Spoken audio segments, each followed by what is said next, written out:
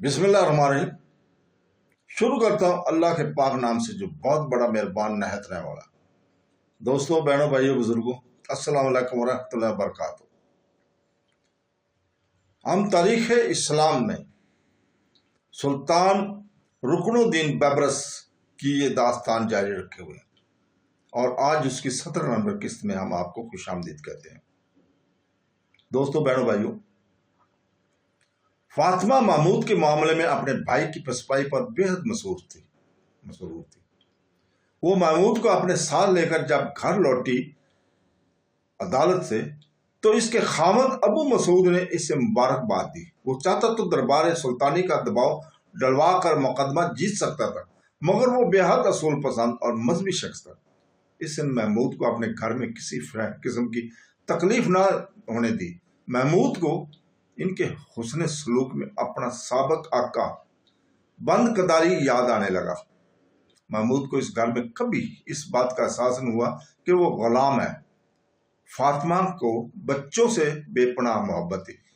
اس کی ایک وجہ اکلوتا فرزند تھا جو کہ 7 سال کی عمر میں بیماری کی شکار ہو کر وفات پا گیا تھا۔ اللہ تعالیٰ نے اس کی گود دوبارہ ہری نہیں کی۔ دونوں میاں بیوی اولاد کی محرومی کے باوجود شک کر رہتے۔ محمود کو پا کر جیسے انہیں جنت مل گئی تھی۔ ابو مسعود اس کے لیے نئے کپڑے اور ضروریات کی اشیاء فریم میں جتا رہتا تھا، جبکہ فاطمہ اس پر اپنے سب چاؤ ایک ایک کر کے اتارتی رہتی تھی۔ زندگی کے 3 سال محمود نے جس جہنم میں کاٹے تھے، اس کا احساس تک محدود ہوتا چلا جا رہا تھا۔ فاطمہ نے اسے ایک درمیانے درجے کے مدرسے میں داخل کرا دیا، جہاں وہ مزید تعلیم حاصل کرنے لگا۔ وہ چونکہ بے حد ذہین تھا، اس لیے جلد ہی استاذہ میں مقبول ہو گیا، اور وہ بھی اس پر خصوصی توجہ دینے لگے۔ محمود میں ایک عادت بڑی پختہ تھی جو کہ اس نے کڑے حالات میں بھی اپنائے رکھی تھی۔ وہ نماز پنجگانہ ضرور پڑھتا تھا، باقاعدگی سے ادا کیا کرتا تھا۔ مسجدوں میں جانے سے اسے جہاں سماجی برائیوں کے خلاف ترغیب ملتی تھی، وہیں وہ دوسروں کو اپنی مشاہداتی نگاہوں سے پرکھتا۔ وقت گزرتا گیا۔ دن سالوں میں فاطمہ کی محنت رنگ لانے لگی۔ محمود کو عمدہ تعلیم تک رسائی حاصل ہوگی، قرآن پاک اور اس کو عبور تک حاصل ہو گیا، مگر وہ اسلام کی بنیادی شاعر سے نجیب بھی واقف ہو گیا۔ سن 636 عیسوی کے وسط میں ایک دن جب محمود نے اپنی نئی کامیابی کی خبر فاطمہ کو سنائی تو اس کی آنکھوں میں آنسو بھر آئے۔ آج اسے اپنے فوت شدہ بیٹا بڑی شدت سے یاد آنے لگا۔ محمود فاطمہ کو روتے دیکھ کر تڑپ اٹھا۔ اس نے کبھی یہ جاننے کی کوشش نہیں کی تھی کہ اس کی کوئی اولاد ہوئی تھی یا نہیں۔ وہ اپنے طور پر یہی عکس کیے بیٹھا تھا کہ اولاد نہ ہونے کی وجہ سے یہ دونوں میاں بیوی رنجیدہ رہتے ہیں۔ اسے یہ معلوم تھا، وہ اسے اپنے غلام نہیں بلکہ بیٹا سمجھتے تھے۔ محمود نے آگے بڑھ کر فاطمہ کے آنسو اپنے ہتھیلی سے پوچھ ڈالے۔ وہ آج بڑا مضطرب تھا کہ آخر ایسی کون سی وجہ ہے کہ جب بھی کوئی خوشی خبر سناتا ہے تو فاطمہ رو پڑتی ہے۔ میری میں محسنہ، محمود ہمت کر کے بولا، ایک بات پوچھوں؟ آپ برا تو نہیں مانیں گی؟ نہیں تو میں کیوں کر مانوں گی؟ میں اس بات پر بڑا پریشان ہوں کہ آپ میری کامیابی پر خوش ہوتی ہیں یا غمگین۔ خدا کے لیے مجھے آج یہ حقیقت بتا ہی ڈالیے۔ نہیں میرے بیٹے، فاطمہ اس کی بات پر تڑپ اٹھی، تیری کامیابی ہی سے ہم زندہ ہیں۔ تجھے دیکھ کر ہماری زندگی کٹ رہی ہے۔ مجھے کہنا تو نہیں چاہیے، مگر سچائی کڑوی ہوتی ہے۔ اللہ نے اگر آپ کو نعمت فرزند سے نہیں نوازا تو اس میں کوئی بھلائی مضمر ہوگی۔ دیکھیے، فرزند کے روپ میں اللہ تعالیٰ نے مجھے جو آپ کے پاس بھیج دیا ہے۔ محمود نگاہ جھکا کر بولا، تو صحیح کہتا ہے محمود۔ فاطمہ گہری سانس لے کر بولی، اللہ کے کام میں بھلائی ہی ہوتی ہے۔ اسی لیے اس نے 7 سال کی عمر میں ہی اپنی دوئی نعمت واپس لے لی تھی۔ اگر آج وہ زندہ ہوتا تو میں جس طرح تیری کامیابی کی خبر پا کر دلشاد ہو جاتی ہوں، ذرا سوچ تو اس کی کامیابی مجھے کتنی مسرت پہنچاتی۔ تو بے فکر رہ، میں تیری کامیابی پر غمگین نہیں ہوں، بلکہ اس میں اپنے فرزند کو دیکھتی ہوں۔ محمود اس کی بات پر جہاں حیرت زدہ رہ گیا، وہیں اسے بے حد تاسف ہوا کہ اسے ایسی بات چھیڑنا ہی نہیں چاہیے تھی۔ آپ کے بیٹے کو ہوا کیا تھا؟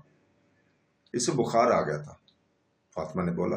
میں نے بتیرے جتن کیے مگر اسے نہ بچا سکی۔ فاطمہ کی نگاہوں میں گزرے پلوں کی تصویر امڑ آئی تھی اور وہ سسکنے لگی تھی۔ محمود سے نہ رہا گیا۔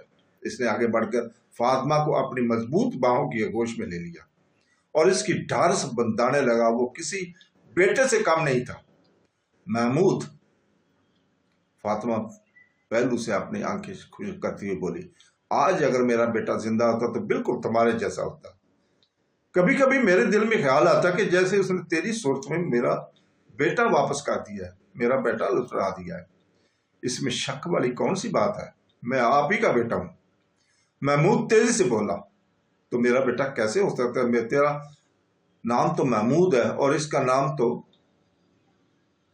قدس تھا، اس کا نام زیبرس تھا۔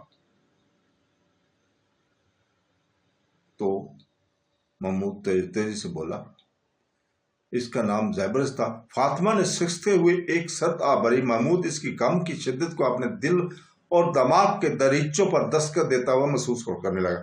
میرا نام محمود ہے تو کیا ہوا؟ نام بدلے بھی جا سکتے ہیں۔ میرا نام آج سے ببرس ہے، آپ کا بیبرس۔ اچانک محمود فیصلہ کن لہجے میں بولا۔ فاطمہ نے چونک کر اس کی جانب دیکھا۔ اس کی نگاہیں ایک عرصے سے پیاسی تھی، اس میں ممتا کی محبت کا گہرا درد دکھائی دے رہا تھا۔ فاطمہ سے نہ رہ گیا۔ اس نے محمود کو اپنے سینے سے چمٹا کر آنسو کے دریا بہا دیے۔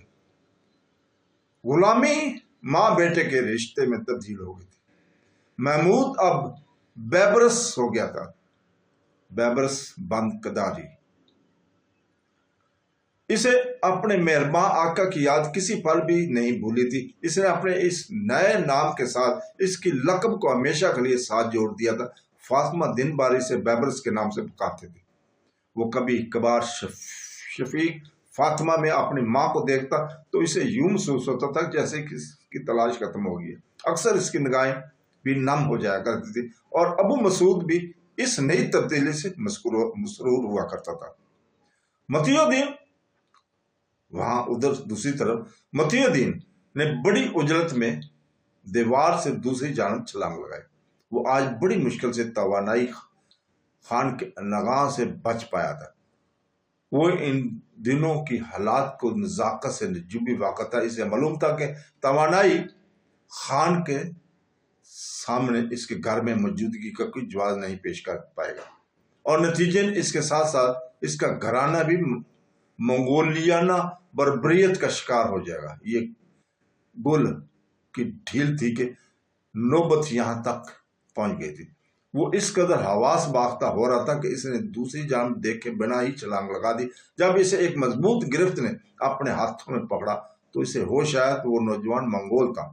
خوش شکل ہونے کے ساتھ ساتھ اس کے چہرے پر منگولوں کی سی درستگی نہیں تھی۔ متی الدین اس نئی افادہ پر گھبرا سا گیا تھا۔